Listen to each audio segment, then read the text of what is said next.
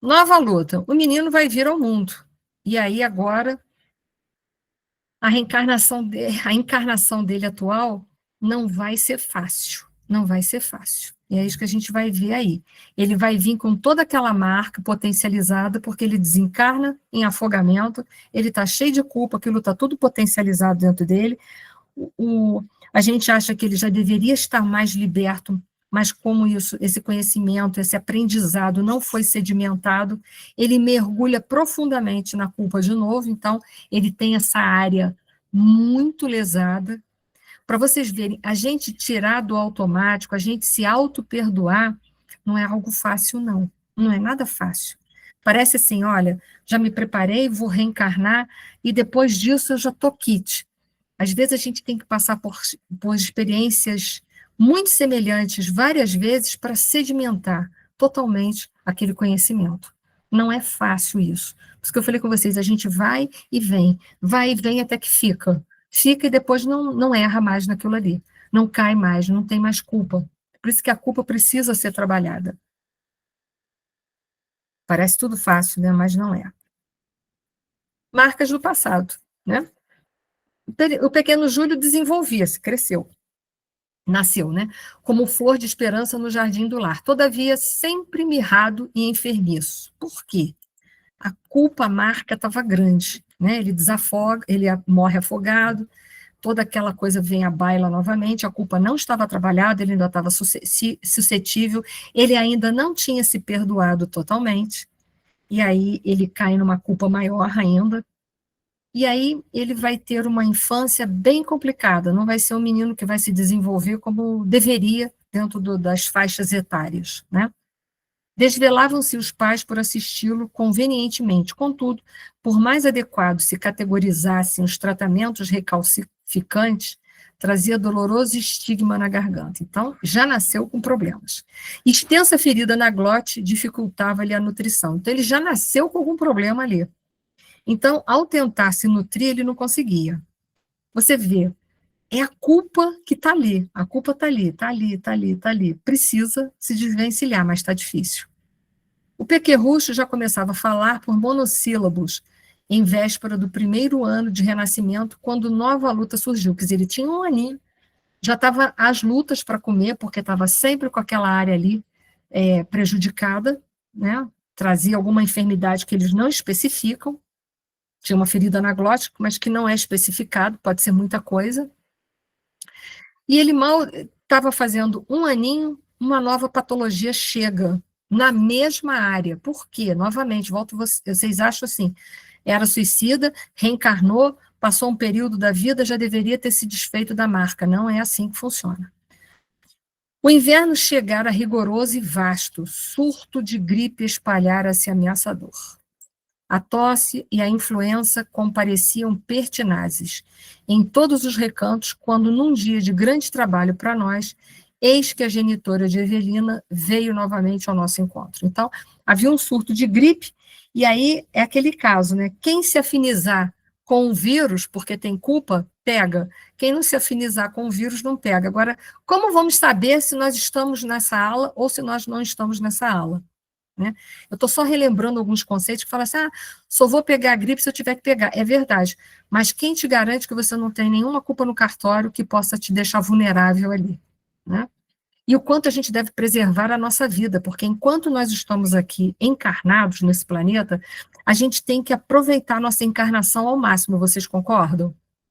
Esticar o máximo possível da vida, dentro, claro, não é se agarrar à vida, ficar pegado, mas se cuidar de maneira adequada para que a gente não venha desencarnar antes do tempo previsto, ok?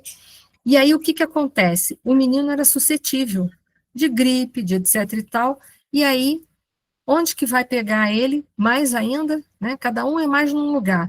Uns vão ser afetados mais a parte pulmonar, na parte respiratória, os outros mais na parte alta do sistema respiratório. O menino estava complicado. E aí vamos ver o que vai acontecer com o menino. Vamos lá. Aí vem a expiação, né? Mas a expiação só vai vir para quem tem que espiar, isso que eu falei para vocês. A gente só vai passar por determinadas coisas se precisarem passar por as coisas. Mas volto a dizer, quem garante que a gente, né, se a gente não tem que se cuidar para não passar, porque nem todo mundo vai precisar passar pelo mesmo problema. Estou aqui só falando de uma forma generalista, mas o menino Júlio, a gente já sabia que ele estava suscetível, por quê? Porque ele já trazia uma marca perispiritual nessa região. Alcançamos sem detença o domicílio de Amaro.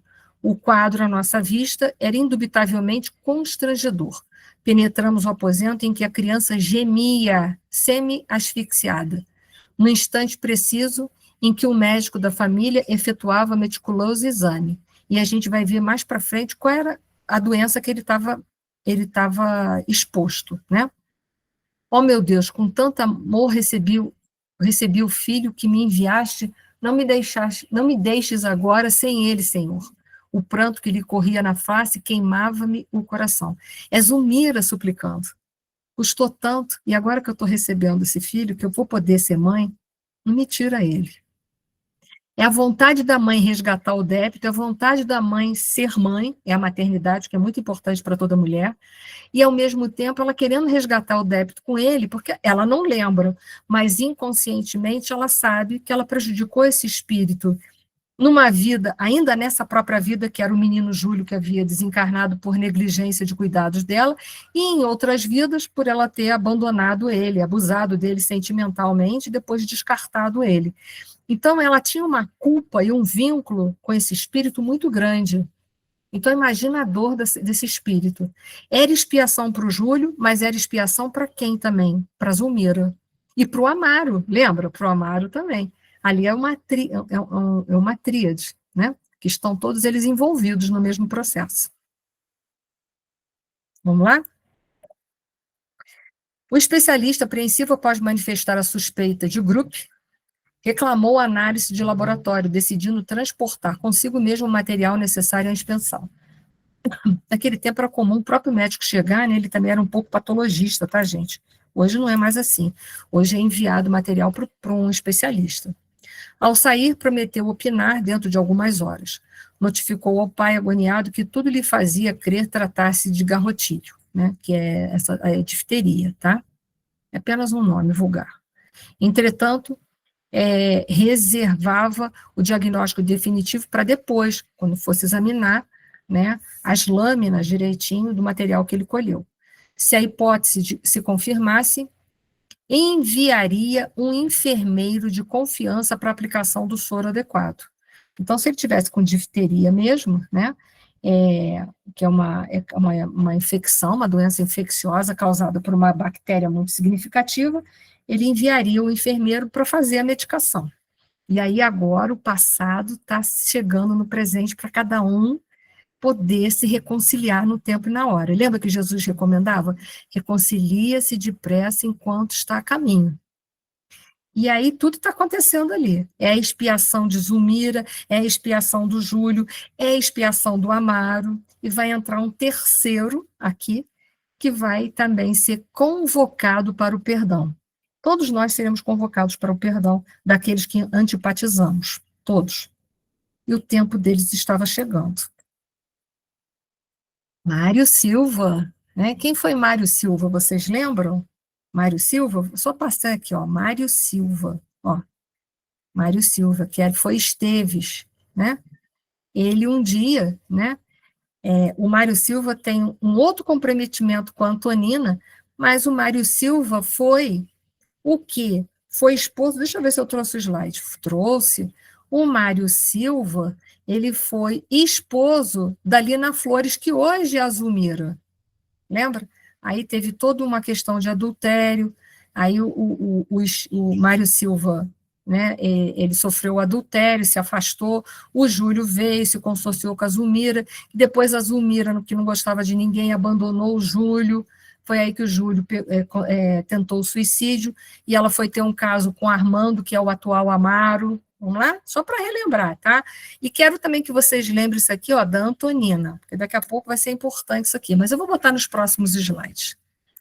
Então, para relembrar o caso, ali está tudo certinho, está todo mundo certinho, todo mundo com dívida?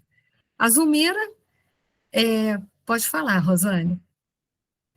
Ninguém inocente na história. Ninguém, olha, ninguém. A gente não se liga, não se consorcia a ninguém por um acaso. O acaso não existe, né? No espiritismo, o acaso não existe. Por isso que eu falei, a Zulmira sofreu muito na gestação por causa de sintonia. Se ela tivesse em outra sintonia, o menino Júlio não passaria nenhuma daquelas impressões para ela. O Júlio, por ter morrido afogado, apenas aumentou um potencial de culpa que ele já trazia, que não tinha sido ainda trabalhado. E agora a gente vai ver que Júlio, Zulmira e Amaro estão passando em processos expiatórios. Mas não vai ser só ele, não. A gente vai ver que o Mário Silva também vai ser convidado à reconciliação. Mas vamos ver se ele vai querer. Ele vai querer se reconciliar. Mário Silva estava lá no hospital, e trajado adequadamente, e ele estava palestrando com a Antonina. Vocês lembram da Antonina, que perdeu o filho muito cedo, porque o menino morreu com pneumonia, porque ela não tinha condições financeiras de ter dado um bom tratamento. A Antonina era muito pobre, não sei se vocês lembram disso. Foi casada com Leonardo Pires, outrora, lembra? Era uma mulher da vida, que nunca havia desejado a maternidade. Não sei se vocês estão lembrados de todos esses assuntos.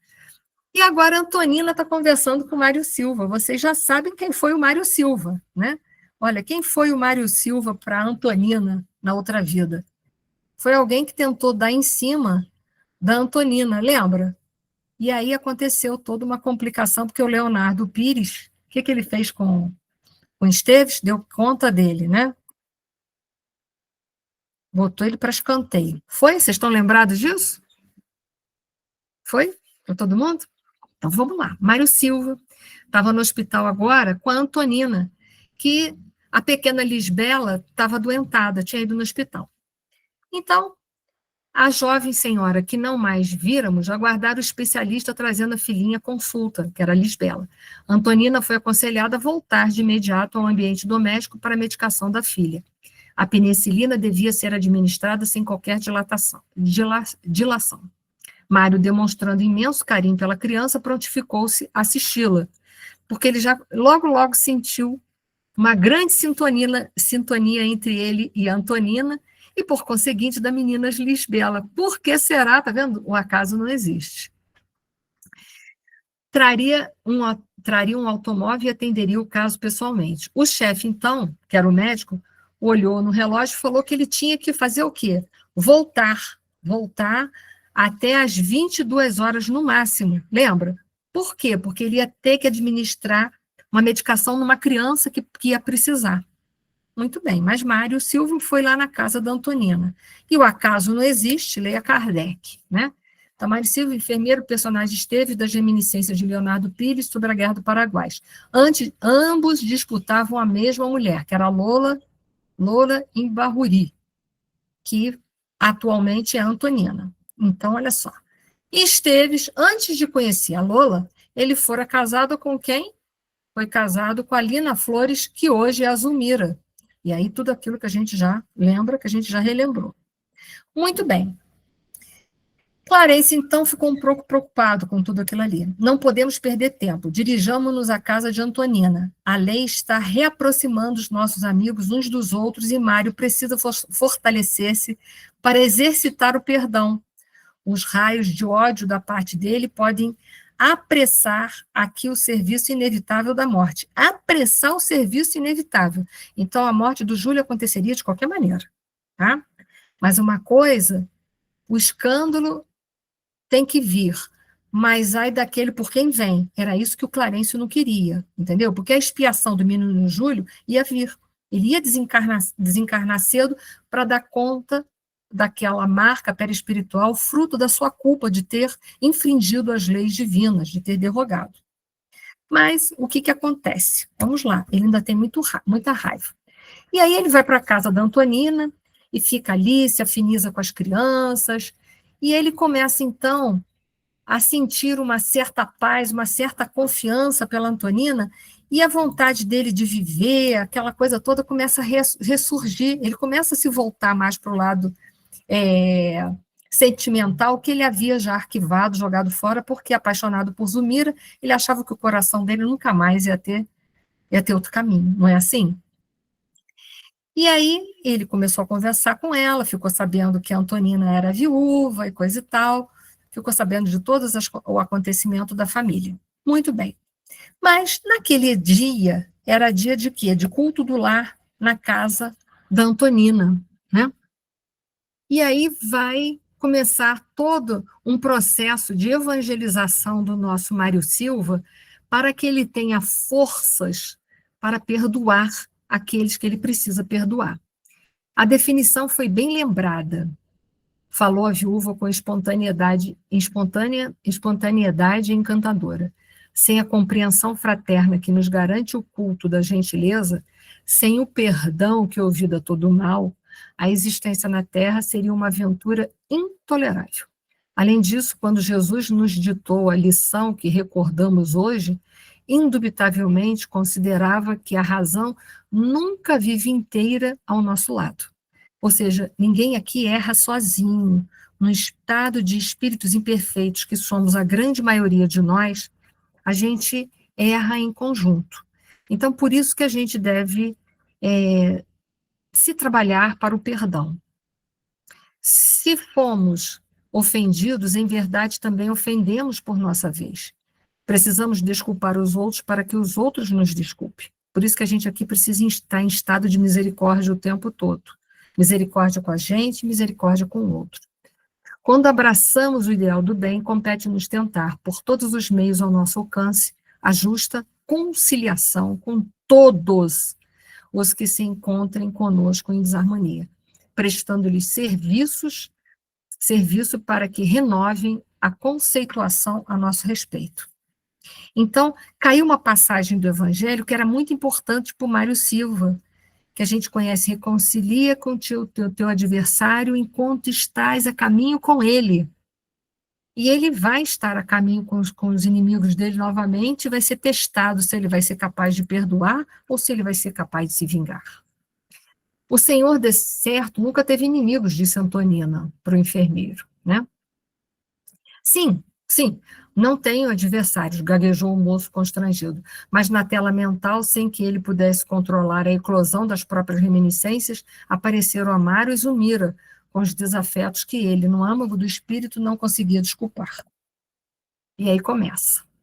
Fitando-a com enternecimento, perguntou: a senhora julga que devemos procurar a conciliação com qualquer espécie de inimigo? Quer dizer, ele está querendo ver se ele acha brecha na lei, né? É com todos os inimigos ou tem alguns que a gente deve pegar pesado e deve fazer justiça com as próprias mãos? Seria mais ou menos essa a pergunta dele, né?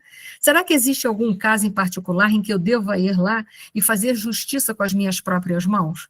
A gente sempre querendo resolver assuntos que a gente não tem competência, porque fazer justiça é uma condição daquele que é justo. E nós não somos justos porque nós não temos ainda dentro de nós a perfeição. Só quem pode fazer, aliás, nós não temos nem teremos, só perfeição relativa, né? Nós precisamos compreender que só quem pode julgar é Deus, porque tem todo o conhecimento de um passado que a gente não tem, de particularidade que nos falta. Mas a gente acha que a gente pode ir lá e resolver. E aí ela vai responder com muita firmeza para ele. Sim, respondeu ela. E quando os adversários são de tal modo inconvenientes que a simples aproximação deles nos causa angústia. Quer dizer, a Antonina logo compreendeu que ele estava vivendo isso, né? Só a aproximação do inimigo já tinha um asco ali, né? Entendo que há sofrimentos morais quase intoleráveis, respondeu ela. Entretanto, a oração é o remédio eficaz de nossas moléstias íntimas, ou seja, a hora que tu sentir que a antipatia está pegando, que vai te tirar do norte, que você não vai conseguir usar a razão para te direcionar, recorre à oração. Porque quando você está sem saída, o caminho é para o alto. Pede ajuda ao Pai se você vê que você não tem forças. Mas não tenta resolver tudo no racional, porque se o racional já não segurou, já está no emocional, você vai cometer uma injustiça. Se temos a infelicidade de possuir inimigos cuja presença nos perturba, é importante recorrer à prece, rogando a Deus nos conceda forças para o desequilíbrio, para que o desequilíbrio desapareça, porque então um caminho de reajuste surgirá para a nossa alma. Todos necessitamos da alheia tolerância em determinados aspectos da nossa vida. Então, novamente, ela fala, cuidado, Nós precisamos de tolerância de outras pessoas. Então, aprenda você, da sua parte, a tolerar também. Lembrando a ele que nosso telhado é de vidro. Se alguém nos fez mal, não esqueça. Com certeza a gente já fez mal a alguém também, porque nós não somos, infelizmente, pão de fazer hoste ainda. Né? Isso é uma expressão, né? Então, vamos lá. Antonina percebeu que o tema lhe fustigava o coração e, amparada por nosso instrutor, que o enlaçava paternal, rematou considerando. Um homem, porém, na sua tarefa, olha só, ela dá uma chamada na consciência dele, né? É um missionário do amor fraterno. Quem socorre os doentes, penetra a natureza humana e entra na posse da grande compaixão.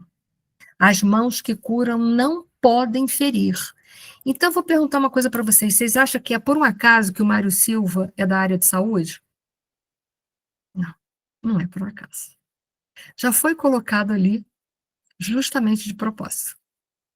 E aí que vai entrar todas as questões dele. Então, por isso que ela falou, as mãos que curam não podem ferir. Que responsabilidade. Sabe por quê? A mesma mão que pode curar pode ferir. Então, olha a responsabilidade desse homem, né? Mas se foi concedido a ele trabalhar na área de saúde, é porque ele já tinha alguns méritos, vocês concordam? Que também Deus não ia não ia colocar para ele um instrumento que seria mais uma arma do que uma salvação. Então é porque o Mário Silva também tem um currículo que é razoável, né? Senão ele não teria essa oportunidade. Então vamos lá, vamos seguindo. E acabou, gente, acabou. Acabou em cima do laço. No próximo capítulo, que eu também já tinha estudado, a gente vai ver o desfecho, se o Mário Silva vai conseguir perdoar ou não.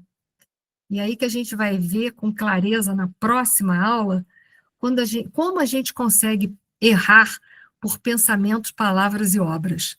E que não importa em que âmbito, se a gente erra num deles, a culpa pode visitar o nosso coração.